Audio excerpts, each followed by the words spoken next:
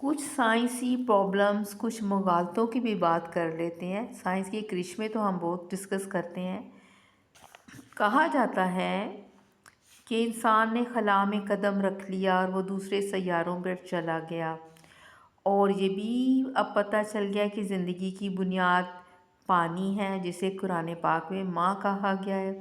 قرآن کریم کی اصطلاح ماں جو کائنات کی بنیاد ہے، دراصل یہ وہ روشنیاں وہ انوار ہیں جن میں بہاؤ ہے، فلو ہے، اس لیے انہیں پانی یا سیال سے تشبیہ دی جا سکتی ہے۔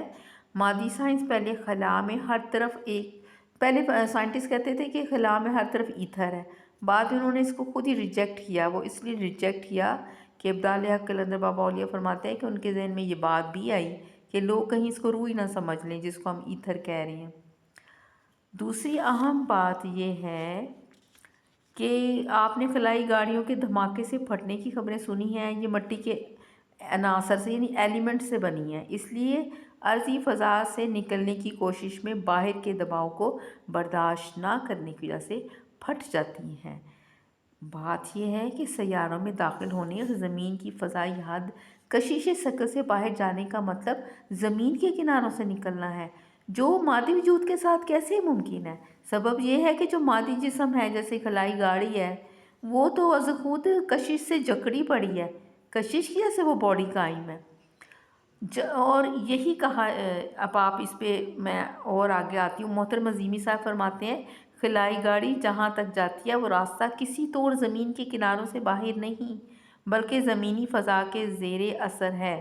خلائی گاڑی کی ساخت جن عناصر اور دھاتوں سے مرکب ہے، ان دھاتوں اور عناصر کو کشش ثقل کے تحت یکجا کر کے خلائی گاڑی کی تشکیل دی گئی ہے۔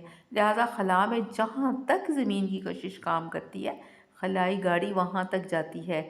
یہ آج کی بات دسمبر 2023 کی ہے، 2023 کی۔ اب آپ غور کریں کہ گاڑی وہیں تک جا رہی ہے جہاں تک زمین کی کشش ہے۔ آپ کو خلا میں داخل ہونے کے لیے روشنی میں تصرف کرنا پڑے گا۔ جب تک آپ روشنی میں تصرف حاصل نہیں کر سکتے، آپ زمین کے کناروں سے نہیں نکل سکتے۔ یہ گاڑیاں شاڑیاں سب زمین کے کناروں کے اندر ہی ہیں۔